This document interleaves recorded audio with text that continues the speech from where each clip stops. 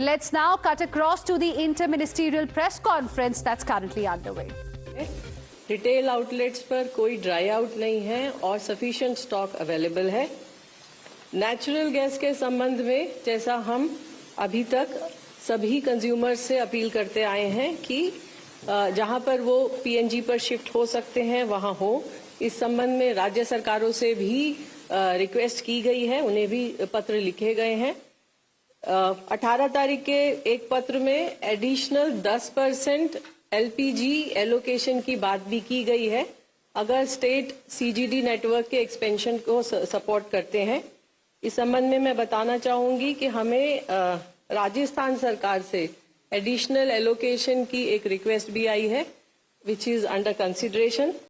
और पिछले लगभग 3-4 दिनों में टॉप 15 जीएस के अंदर लगभग 13,700 से भी ज्यादा कनेक्शंस दिए गए हैं और लगभग 7,500 कंज्यूमर्स एलपीजी से पीएनजी पर शिफ्ट हुए हैं। एलपीजी वॉर के चलते स्थिति अभी भी चिंताजनक बनी हुई है, किंतु हमारे डिस्ट्रीब्यूटर्स पर कोई ड्राई आउट रिपोर्टेड नहीं है। ऑनलाइन बुकिंग्स में लगभग 93% की what we say almost 93% of the booking is online। Delivery authentication code के द्वारा डिलीवरी की जा रही है। पैनिक बुकिंग में काफी रिडक्शन है और कल हमें लगभग 55 लाख रिफिल बुकिंग की रिक्वेस्ट रिसीव हुई है। एलपीजी सिलेंडर की डिलीवरी नॉर्मल है। कमर्शियल एलपीजी में लगभग 18 स्टेट्स और यूनियन टेरिटरीज ने एलोकेशन ऑर्डर इशू किए हैं और पिछले एक हफ्ते में लगभग 11,300 टन कमर्शियल एलपीजी कंज्यूमर्स को दी गई है और सभी स्टेट्स के पास सप्लाईज उपलब्ध है। इसके अलावा एजुकेशनल इंस्टीट्यूशंस और हॉस्पिटल्स को इस एलोकेशन का लगभग 50% मिला है। कैरोसिन का जो एडिशनल एलोकेशन किया गया है उसमें भी लगभग 15 स्टेट्स और यूनियन टेरिटरीज ने एलोकेशन ऑर्डर जारी किए हैं। बाकी सभी स्टेट्स और यूनियन टेरिटरी गवर्नमेंट से एलोकेशन ऑर्डर जारी करने की रिक्वेस्ट की गई है। लगभग 32 स्टेट्स और यूनियन टेरिटरीज में कंट्रोल रूम सेटअप हैं और डिस्ट्रिक्ट मॉनिटरिंग कमेटीज भी सेटअप हुई हैं। बाकी सभी स्टेट से और यूनियन टेरिटरी से जहां पर district monitoring committees, district level monitoring committees और कंट्रोल रूम सेटअप नहीं हुए हैं, उसको सेटअप करने की रिक्वेस्ट की गई है।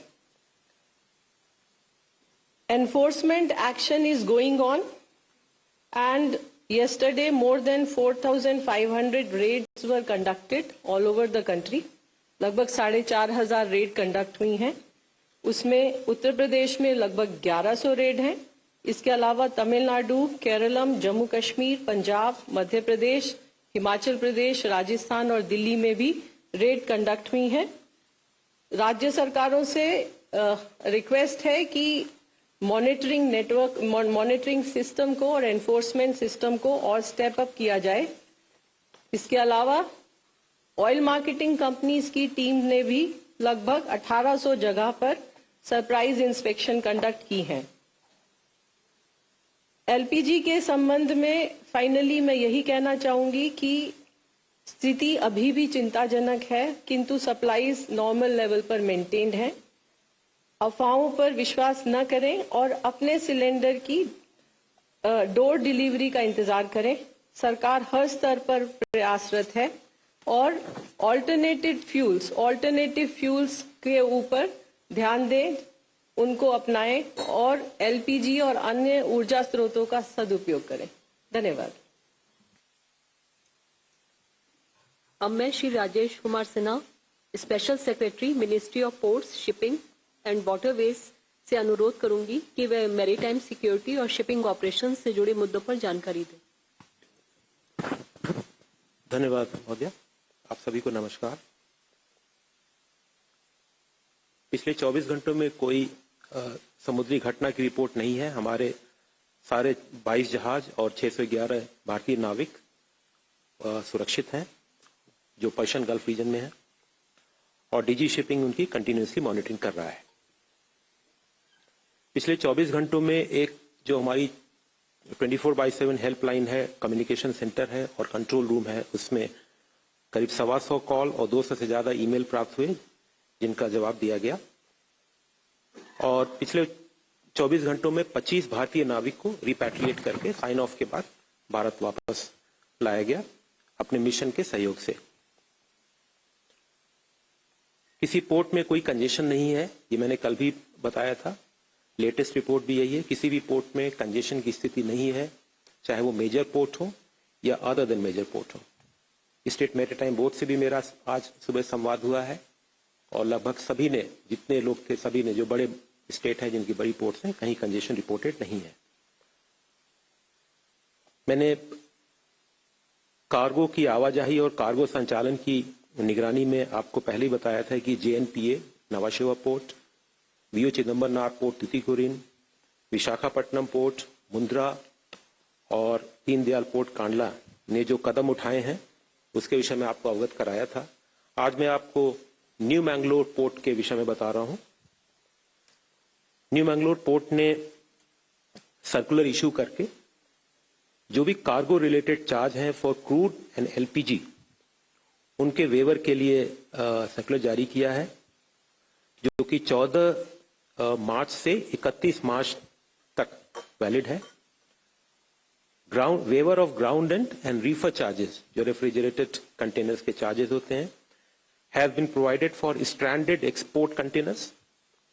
और इसके अतिरिक्त, इसके अलावा करीब 3,500 स्क्वायर मीटर का एडिशनल कवर्ड शेड और करीब 76,000 स्क्वायर मीटर का open yard additional storage capacity के लिए ईयरमार्क किया है।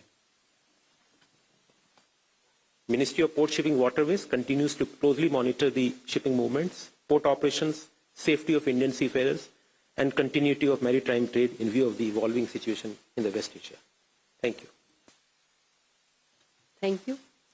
अब मैं मिनिस्ट्री ऑफ एक्सटर्नल अफेयर्स के एडिशनल सेक्रेटरी श्री रणधीर जायसवाल जी से रिक्वेस्ट करूंगी कि वे एक्सटर्नल अफेयर्स से के पर्सपेक्टिव से जानकारी दें। Thank you, ma'am. I would like to update you with the developments that have happened since we last met here. Prime Minister has spoken to 5 world leaders yesterday. He spoke to leaders of Oman, Malaysia, France, Jordan, and Qatar. In these conversations, Prime Minister put forth India's position on the ongoing conflict in West Asia. He highlighted the need to prioritize dialogue and diplomacy for de-escalation and the subsequent restoration of peace and stability. Prime Minister strongly condemned attacks on energy infrastructure. Prime Minister and the various leaders reiterated their support for safe and free navigation through the Strait of Hormuz. Prime Minister spoke with the Sultan of Oman and conveyed advanced Eid greetings to him and to the people of Oman. Prime Minister reiterated India's condemnation of the violation of Oman's sovereignty and territorial integrity and appreciated Oman's efforts in facilitating the safe return of Indian nationals. Prime Minister, thereafter, he also spoke to the Prime Minister of Malaysia, Mr. Anwar Ibrahim, and conveyed warm greetings on the occasion of the upcoming festival of Hari Raya Eid al-Fitri. Both leaders discussed the ongoing situation in West Asia and expressed their deep concerns at the developments there. Prime Minister also had a conversation with the President of France, His Excellency Emmanuel Macron. Both leaders discussed the situation in West Asia. They agreed to continue close coordination to advance peace and stability in the region and beyond. Prime Minister also had a conversation with His Majesty King Abdullah II of Jordan. He had also earlier spoken to King Abdullah and conveyed Eid greetings. Both leaders discussed the evolving situation in West Asia. They also strongly condemned attacks on energy infrastructure, noting the risk of avoidable escalation. Both sides reaffirmed the support for unhindered transit of goods and energy, and Prime Minister expressed deep appreciation for Jordan's efforts in facilitating the safe return of Indians stranded in the region. As you know, several Indians who were stranded in Israel during the war, during this conflict, have been exiting to Jordan and from there coming home. Prime Minister spoke with His Highness Sheikh Tamim bin Hamad Al Thani, the Emir of Qatar, and conveyed warm greetings, Eid greetings to him and the people of Qatar. Prime Minister reiterated that India stands in solidarity with Qatar and strongly condemned the attacks on region's energy infrastructure. Prime Minister expressed gratitude for the care and support extended by the Emir of Qatar to the Indian community, and both sides reaffirmed their strong support for safe and free navigation through the Strait of Hormuz. Iran के रास्ते, जैसे कि पहले बताया था मैंने, कि बहुत सारे भारतीय नागरिक जो ईरान में हैं, अजरबैजान और आर्मीनिया के रास्ते देश लौट रहे हैं। उसमें कल जो अंक मैंने बताया था उसमें वृद्धि हुई है। अब 913 भारतीय नागरिक आर्मीनिया, ईरान से आर्मीनिया और अजरबैजान में एम्बेसी की मदद से वो सीमा पार कर चुके हैं और कई लोग इसमें से वापस आ भी चुके हैं। पहले जैसे कि मैंने बताया था कि 284 तीर्थयात्री वहां पर फंसे हुए थे, वो सभी 284 तीर्थयात्री अब भारत वापस आ गए। जहां तक एमईए कंट्रोल रूम का सवाल है, कल कुल मिला के 10 टेलीफोन कॉल और 6 ईमेल इस कंट्रोल में प्राप्त हुआ।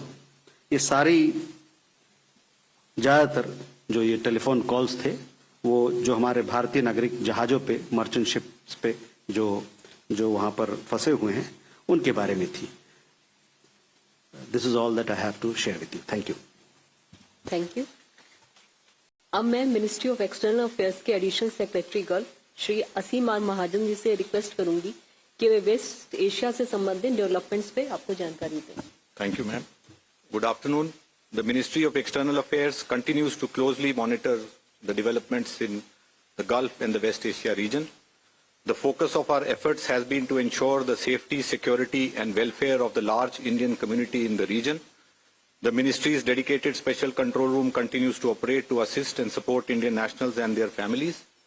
We have a robust mechanism to coordinate efforts and share information with the state governments and union territories. Our missions and posts across the region are working continuously to support our community and remain in regular touch with the large number of Indian associations and organizations spread across the region. They also remain in close contact with the local governments. The 24/7 helplines continue to function and advisories are being issued regularly to keep our citizens informed. We continue to proactively assist seafarers, students, stranded Indian nationals and short-term visitors for visas, consular services and logistical support where required. An update on the status of flights. Overall, the flight situation continues to improve with additional flights operating from the region. Since February 28th, around 300,000 passengers have returned from the region to India. From UAE, airlines continue to operate limited non-scheduled flights based on operational and safety considerations. Today again, around 90 flights are expected to operate from various airports in UAE to India. Flights continue to operate from Oman and Saudi Arabia to India. With the Qatar airspace partially open, Qatar Airways is expected to operate 10 non-scheduled commercial flights to India today. Kuwait airspace remains closed. Jazeera Airways of Kuwait is expected to commence special non-scheduled commercial flights to various destinations in India from the Al Qaisuma International Airport in Saudi Arabia, with the first flight today to Kochi. This will facilitate the travel of Indian nationals from Kuwait to India. Bahrain airspace remains closed. Gulf Air of Bahrain continues to operate special non-scheduled commercial flights from Dammam Airport of Saudi Arabia to India. In view of the flight restrictions from Kuwait, Bahrain and Iraq, we are also facilitating travel of Indian nationals via Saudi Arabia. We continue to assist travel of Indian nationals in Iran through Armenia and Azerbaijan to India. We are also facilitating travel of Indian nationals from Israel via Jordan to India. Late yesterday night, we received information regarding the tragic demise of an Indian national during an attack in Riyadh on 18th March. We express our deepest condolences to the family of the deceased. Our mission in Riyadh is in touch with the family and is coordinating closely with the local authorities for the early return of mortal remains to India. 6 Indian nationals have unfortunately lost their lives and 1 is missing in various incidents. Our missions in Saudi Arabia, Oman, Iraq and UAE are in regular touch with the concerned authorities regarding the missing Indian national and for the early repatriation of mortal remains of the deceased Indian nationals to India. From Iraq, 15 Indian crew members of MT Safe Sea Vishnu who were safely rescued had left Iraq yesterday and are expected to return from Saudi Arabia to India today. 24 rescued Indian seafarers, including 16 who were on board MV MKD Vyom and 8 on board MT Skylight, have earlier arrived in India from Oman. Thank you. Thank you. Now we will take questions from the media. 238, Sapna ji.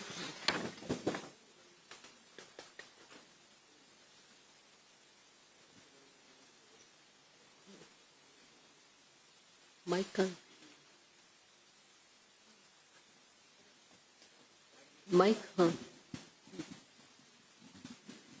Sapna Das from CNBC TV 18. 2 questions. So basically, we are seeing some bit of the pass-through already unfolding in terms of the high international crude oil prices.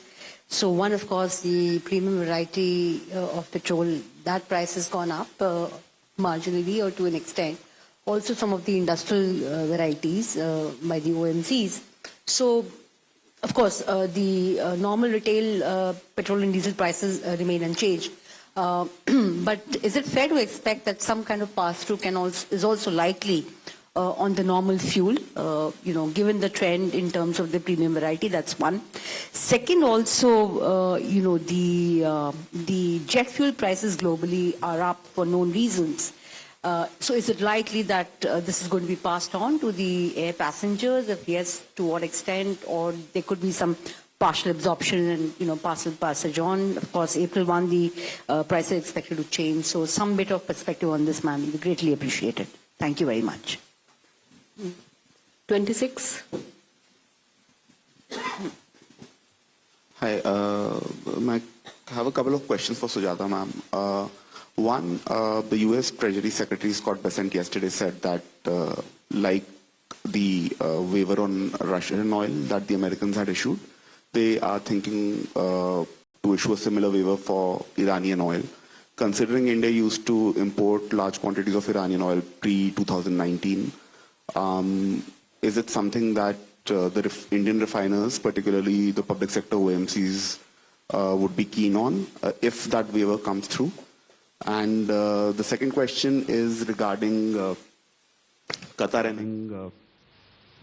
Energy. They've said that a sizable capacity of theirs has been hit in the attacks on Ras Laffan, which is going to keep about 17% of their capacity offline for a few years, which would take about, say, 3 to 5 years to be repaired. And they've also said that this could affect certain long-term gas agreements, considering we have an 8.5 million ton per annum agreement with Qatar Energy. Has there been any sort of communication from them or anything that you can share on that contract? Thank you. 266. Ma'am, at the petrol pumps right now, IOCL and HPCL have increased by premium category prices by 2.5 rupees. Is there an order or this is just a corporate call the OMCs are taking from here onwards? And can we also see a price hike in diesel or normal petrol prices? 39. First row. 39.